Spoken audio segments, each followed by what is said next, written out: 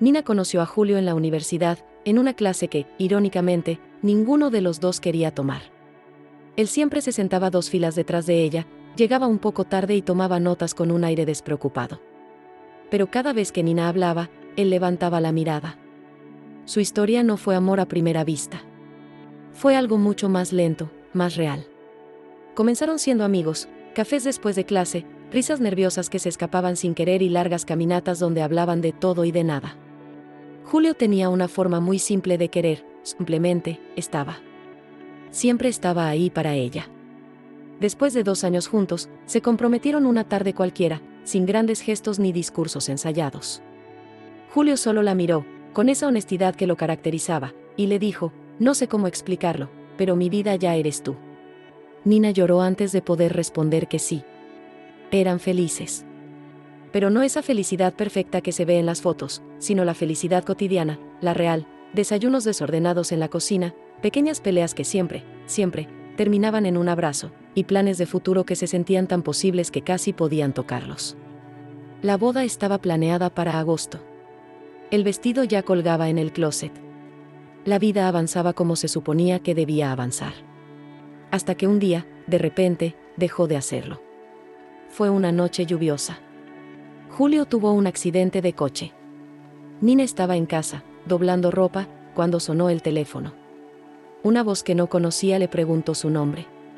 Luego, solo escuchó palabras sueltas que no parecían tener sentido: hospital, urgencias, choque. El trayecto hasta allí fue completamente borroso. Todavía recuerda el frío de las luces blancas del pasillo, el olor penetrante a desinfectante y el sonido constante de las máquinas. Lo que más recuerda es ver a la mamá de Julio y a su hermano llorando desconsoladamente, incluso antes de que alguien le dijera nada. Y entonces lo entendió todo. Julio nunca despertó. No hubo últimas palabras. No hubo una despedida. Solo un cuerpo que ya no era él, un silencio que lo llenaba todo. El luto fue brutal, un abismo oscuro y silencioso. Nina empezó a cancelar la boda, una llamada a la vez, con una voz que no reconocía como suya. Quitó las flores, devolvió el vestido sin siquiera mirarlo, guardó las invitaciones sin abrir. Sentía que cada una de esas decisiones era una traición a la vida que había perdido, al futuro que les habían arrebatado. No tenía familia cerca, ni un lugar propio donde esconderse del dolor. Así que empezó a dormir en casa de los padres de Julio. Primero fue una noche. Luego otra. Y después, todas las noches. Dormía en el cuarto de visitas, pero muchas veces terminaba sentada en la cocina a las 3 de la mañana, incapaz de estar sola con sus pensamientos. Y ahí, casi siempre, estaba Marcelo, el hermano mayor de Julio. Marcelo no era un hombre de muchas palabras. Simplemente, preparaba café. Se sentaba frente a ella en la mesa. Y compartían el silencio como si fuera un idioma nuevo que ambos estaban aprendiendo a hablar. Al principio, solo eran 2 personas rotas, sosteniéndose mutuamente para no caerse del todo. Pero con el tiempo, empezaron a compartir recuerdos de Julio. Y después, llegaron risas tímidas, casi robadas, que los sorprendían a ambos y que enseguida apagaban con un nudo de culpa en la garganta. El tiempo pasó sin pedir permiso, como siempre hace. Llegó noviembre y el Día de Gracias se acercaba. Una tarde, Marcelo le propuso ir juntos al supermercado. Nina aceptó sin pensarlo demasiado. Caminaron por los pasillos, eligiendo cosas que Julio solía amar o detestar. Fue un paseo doloroso y extrañísimo, pero también, increíblemente humano. Esa noche cocinaron juntos, y por primera vez en meses, Nina sintió algo que se parecía remotamente a estar viva. Se sintió como un pequeño destello de luz en una oscuridad inmensa. Unos días después, Marcelo la invitó al acuario. Nina dudó al instante.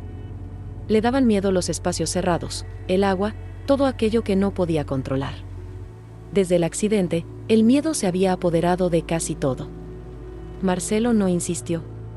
Solo la miró con calma y le dijo: «Si te da miedo, me das la mano». Y ella fue. Y tuvo miedo. Y le dio la mano. Y se rió a carcajadas.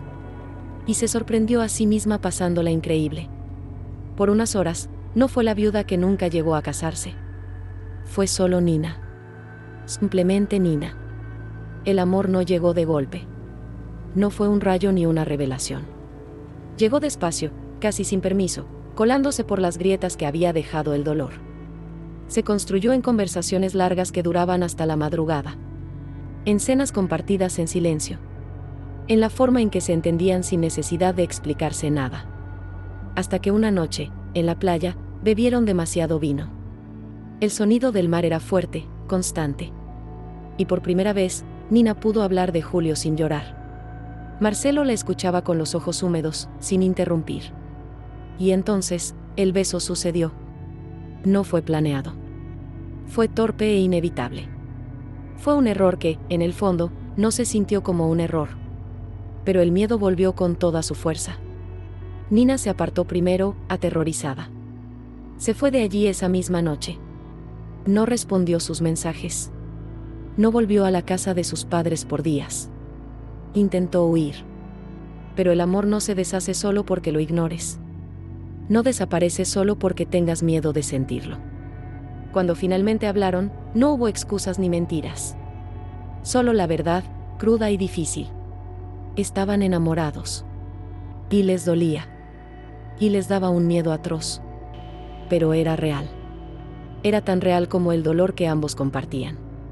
Y entonces, semanas después, cuando empezaban a creer que quizás podían construir algo juntos, el mundo de Nina volvió a romperse. Descubrió que estaba embarazada. De Julio. El pasado y el presente chocaron violentamente dentro de ella. Un hijo que venía del amor que había perdido trágicamente. Y un amor nuevo que no sabía si podría sobrevivir a una noticia así. Cuando se lo dijo a Marcelo, él no huyó. No le hizo promesas vacías. No le reclamó nada. Simplemente, la abrazó. La sostuvo mientras su mundo se desmoronaba de nuevo. Porque ahora, entendieron que el amor no se trataba de reemplazar a nadie. Se trataba de aprender a amar sin borrar el pasado. De hacer espacio para lo nuevo sin olvidar lo que fue. Se trataba de vivir con lo que queda después de la tormenta. Y de entender que algunos amores no llegan limpios y perfectos. A veces, los amores más verdaderos llegan después de la tragedia, cuando el corazón ya sabe cuánto puede perder, y aún así, con todo el miedo del mundo, elige quedarse. Gracias por acompañarnos en esta historia. Si te conmovió, no olvides suscribirte y darle like al video. Nos vemos en el próximo.